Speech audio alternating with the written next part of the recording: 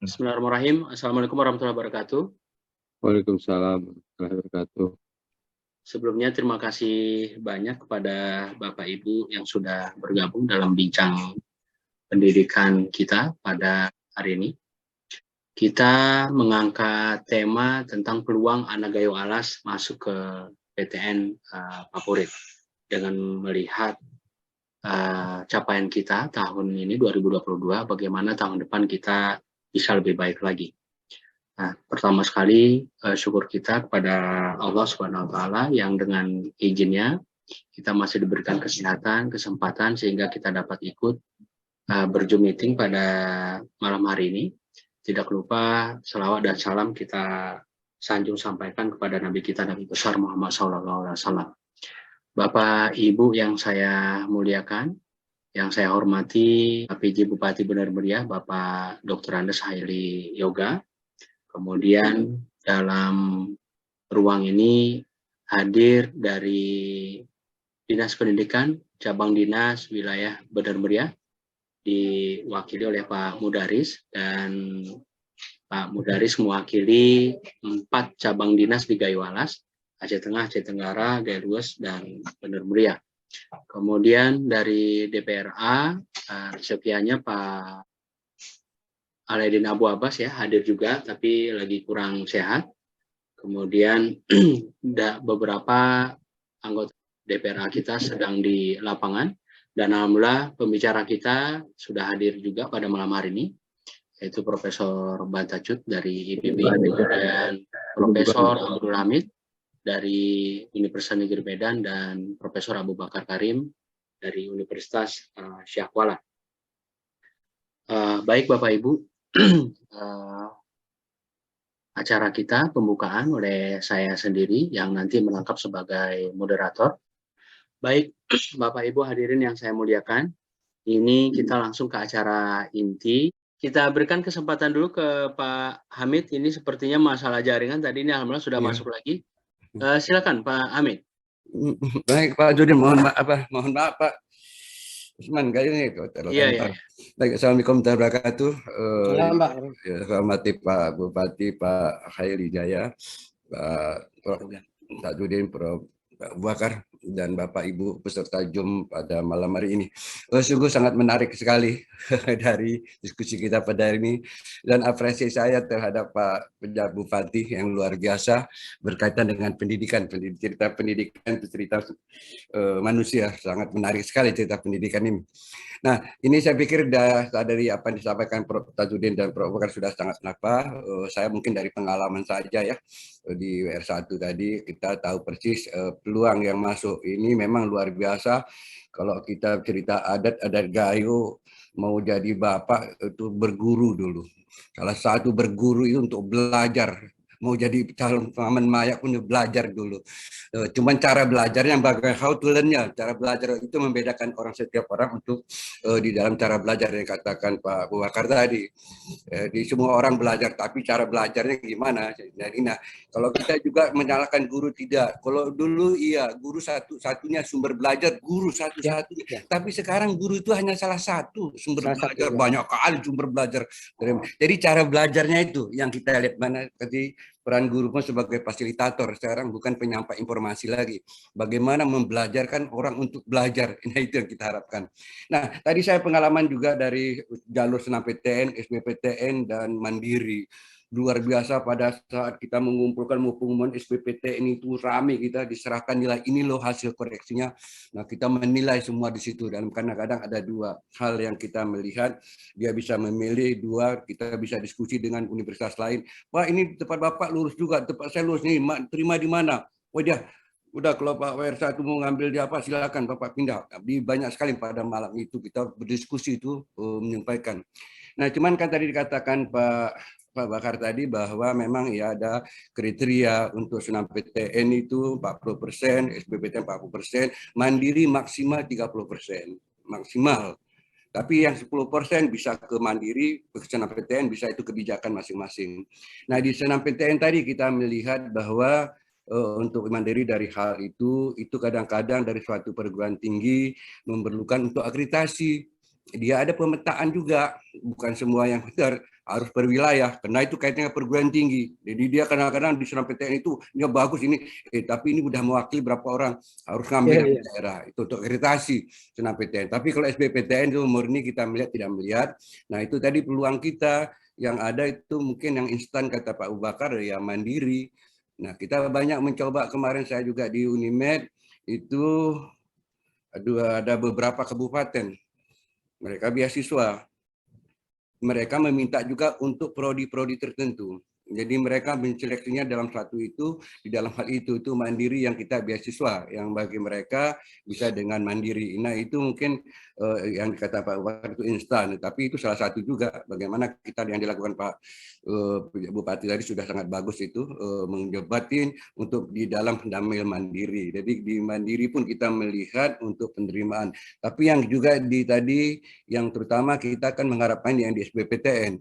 Ya, meskipun tadi yang di SNMPTN itu dari partisipasi, nah itu juga tadi ada itu pemetaan. Nah satu kendala mungkin kita peluang melihat dari hal mahasiswa apa kita, alumni umumnya mungkin dari Gayo, apa yang dikatakan Pak Bakar tadi, program studinya unung-unungan gitu loh. Saya kemari dia tidak punya kartu memilih karena bingung. Tamat SMA itu baru dia mau memilih ini gitu loh. Dia bilang tidak ada rencana dari jauh di dalam hal pemetaan di hal itu. Tadi apa yang dikatakan Pak Abu Bakar ya, dia melihat grade gitu loh. Kemampuannya di mana bisa melihat di dalam suatu. Karena biasanya pun setiap apa bisa mengeluarkan kok data-data di usul apa tertinggi sekian ini sekian, dia bisa melihat. Tapi itu tadi karena dia nggak pernah memilih mau prodi apa mau ngambil, ya unung-unungan ikut-ikutan daftar, padahal di situ begitu banyak ada peluang-peluang yang lain bisa kita melihat di dalam hal itu. Jadi kita melihat dalam hal ini, saya melihat bahwa di dalam hal pelaksanaan ini di dalam SNMPTN itu perannya juga di dalam hal penentuan program studi apa sih yang mau diambil gitu. Jadi prioritas itu kita bisa melihat di dalam hal itu. Mungkin ini yang kita melihat di salah satu yang dikatakan Pak Bupati tadi, bagaimana kita menjalin link ya, keluar itu dalam membentuk, bukan pun lagi melihat ini potensi yang kita bisa melihat, bukan saja kalau dalam hal mandiri untuk negeri, luar negeri pun bisa, kenapa tidak kita mengambil jangkau untuk keluar, bukan hanya dalam negeri, melihat potensi yang mana yang kita bisa lihat, yang kita lihat potensi. Jadi ada sudah dapat gambaran pemetaan siswa-siswa kita yang berprestasi, baik dalam hal itu yang berprestasi tadi dikatakan Pak Bupati Pak Tojin melalui SNMPTN ya kita bisa melihat, tapi itu tadi peluang-peluang itu berkaitan dengan hal pemetaan itu kebijakan dari universitas ya dalam konteks itu. Nah, ada hal yang saya melihat di dalam suatu pelaksanaan kegiatan tadi untuk SNMPTN ini, itu tadi yang dikatakan Pak Todudin, dia sudah lulus tapi nggak mendaftar, maka itu langsung di-cut, di blacklist, sekolah itu tidak boleh lagi karena dia sudah masuk tapi dia tidak mendaftar ulang karena mungkin lulus lain, itu langsung sekolahnya di blacklist. Yakinkanlah kalau SNMPTN benar-benar dia masuk ke situ, jangan lagi keluar. Karena itu berdampak kepada sekolah, bukan dia individu. Dia mengatakan, alah udah sana aja ngambil. Itu nama sekolahnya yang rusak. Jadi hati-hati untuk SNMPTN pun benar-benar dia harus mengambil ke sekolah itu. Jangan nanti lulus yang lain dia tinggalkan, dampaknya adalah ke sekolah. Nggak menerima lagi. Tinggal kami ada beberapa itu sekolah meminta, ya karena pengaruh itu udah nggak kita cut, kita tidak menerima lagi untuk jalur SNMPTN. Jadi memang yakinkan anak-anak kita pun memasuk SNMPTN itu, jalur SNMPTN betul-betul dia mau ngambil itu. Jadi jangan ada lagi pindah karena berdampak bukan pada dia tapi kepada sekolah. Nah itu kata di SNMPTN.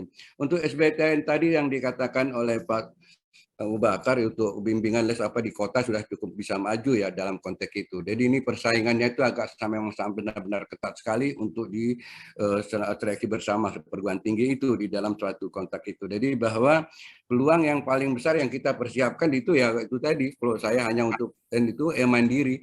Ya karena tadi yang dikatakan Pak Abu Bakar juga bersaing untuk sekarang sangat berat sekali melihat potensi apa cara prestasi kita di sekolah rasanya dengan grade sekian ya jangan dipaksakan ke situ.